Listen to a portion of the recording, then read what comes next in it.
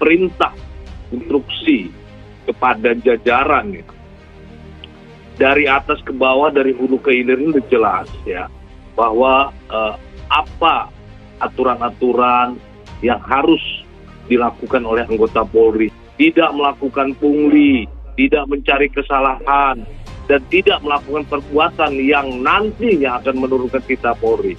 Nah, apabila masih ada anggota yang melakukan seperti itu, maka itu adalah perbuatan yang melanggar ya. Melanggar etika, melanggar disiplin, bahkan melanggar pidana. Dan itu resiko harus diterima bagi para pelanggar-pelanggar tersebut. Kita lihat sampai saat ini ya, kalau apalagi kita lihat Pak Kapolri, kalau kita lihat saat ini ya, semua siapapun juga melakukan pelanggaran, melakukan penyimpangan, tidak ada tempat untuk yang mereka itu ya. Nanti tinggal dibuktikan di dalam sidang komisi etik ya. Apakah yang bersangkutan itu melakukan kerjanya selama ini masih berada pada koridor hukum atau tidak ya. Seandainya ada petik keinsafan bersama tentang kode senyap bahwa antar sesama personil polisi akan terdorong untuk melakukan subkultur menyimpang yang ditandai oleh kecenderungan untuk menutup-nutupi kesalahan satu sama lain. Polri Jenderal Listio Sigit pernah mengatakan pada saat fit and proper test di Komisi 3 DPR, sejak sekarang, kata beliau, tidak akan ada lagi pisau yang tajam ke bawah.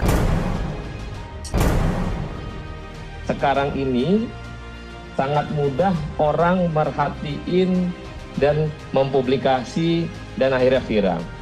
Maka itu, karena viral inilah kita juga berterima kasih kepada masyarakat memantau dalam pengawasan kepada anggota Polri dari Sabang sampai Merauke. Tapi bagaimanapun apa yang dilakukan oleh Pak Kapolri pada saat sekarang ini adalah rangkaian pada proses bersih-bersih. Kasus penganiayaan Ken Admiral sempat terhambat di kepolisian. Pengamat mencurigai adanya kode senyap atau menutup-nutupi kasus. Polri beri peringatan tegas untuk memberi hukuman jera bagi polisi yang terlibat melakukan pelanggaran. Maka itu adalah perbuatan yang melanggar ya. Melanggar etika, melanggar disiplin, bahkan melanggar pidana. Dan itu resiko harus diterima bagi para pelanggar-pelanggar tersebut. Nah, karena dia telah mencoreng citra Polri itu sendiri. Nah, tentu ini menjadi momentum ya, momentum baik bagi pembenahan Polri. Dan ini juga menjadi contoh ya kepada setiap anggota Polri, setiap anggota Polri yang lain, seluruh anggota Polri ya. Kalau Anda berbuat seperti ini, resiko yang Anda tanggung adalah ini.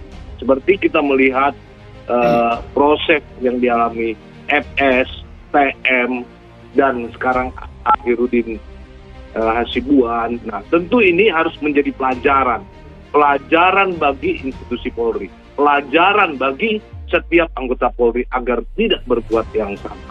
Nah, ini kita ambil positifnya, ini merupakan sebuah pelajaran ya, agar anggota Polri tidak seperti itu.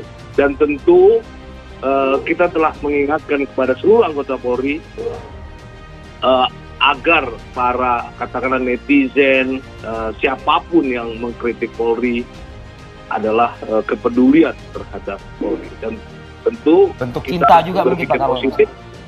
Kita mengucapkan terima kasih ya, karena masyarakat turut melakukan pengawasan. Tentu ini kita positifnya bertujuan untuk agar Polri menjadi lebih baik. Pakar psikologi forensik Reza Indragiri menduga adanya usaha AKBP Achirudin untuk menutup-nutupi kasus seperti yang dilakukan Ferdy Sambo dan Teddy Minahasa. Persis seperti kasus Sambo, di mana fakta dalam kasus pembunuhan Brigadir J diputarbalikkan agar pihak Sambo terlihat sebagai korban dan tak bersalah. Begitupun yang dilakukan oleh AKBP Achirudin yang membuat skenario agar pihaknya tak terlihat salah di depan publik. Mirip-mirip dengan penanganan kasus Sambo. Waktu itu saya berspekulasi adakah kemungkinan kode senyap atau code of silence bermain-main dalam pengungkapan kasus Sambo. Jangan-jangan teori yang sama, yaitu code of silence atau kode senyap, juga patut untuk kita spekulasikan bermain-main pada kasus ini. Kenapa? Saya pikir kalau kendalanya ada pada jarak, bahwa otoritas kepolisian adanya di Sumatera Utara, sementara korban berada di belahan dunia yang lain, saya pikir tidak terlalu sulit untuk kemudian mengatasi masalah itu. Apabila kepolisian serius saja, mereka bisa mengirim tim untuk datang ke Amerika misalnya. Atau paling tidak pemeriksaan bisa dilakukan dengan Zoom.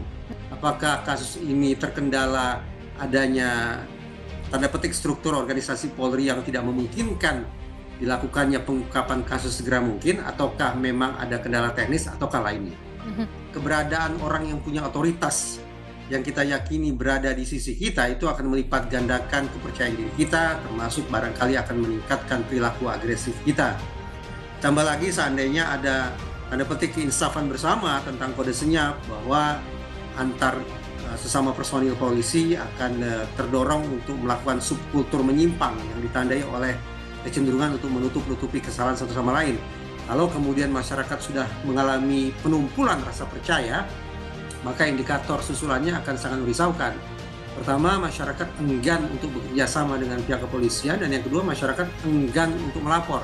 Kita bisa bayangkan, kalau kemudian masyarakat sudah tidak kooperatif dan sudah tidak lagi mau melapor, maka itu situasi yang ideal bagi maraknya aksi kejahatan yang akan merugikan masyarakat juga sebetulnya. Polri Jenderal Listio Sigit pernah mengatakan pada saat fit and proper test di Komisi 3 DPR, sejak sekarang, kata beliau, tidak akan ada lagi pisau yang tajam ke bawah dan tumpul ke atas.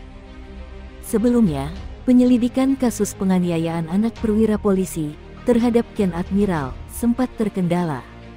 Dirkrimum Polda Sumatera Utara, Kombes Sumaryono, beralasan bahwa lambatnya kasus penganiayaan ini karena sebelumnya Ken Admiral masih berada di luar negeri, sehingga belum diperiksa. Namun menurut Reza Indragiri, seharusnya hal tersebut tidak menjadi kendala. Mengingat untuk saat ini, sudah sangat mudah untuk berkomunikasi jarak jauh, meskipun berada di luar negeri. Dalam laporan penganiayaan kasus Ken Admiral ini, terdapat kejanggalan yang terjadi.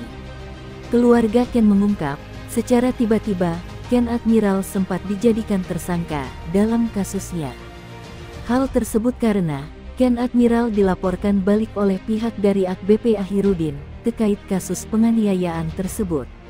Hal ini terlihat sangat aneh, karena laporan dari pihak Ken dilakukan lebih dulu dibandingkan laporan yang dilakukan pihak AKBP Ahirudin.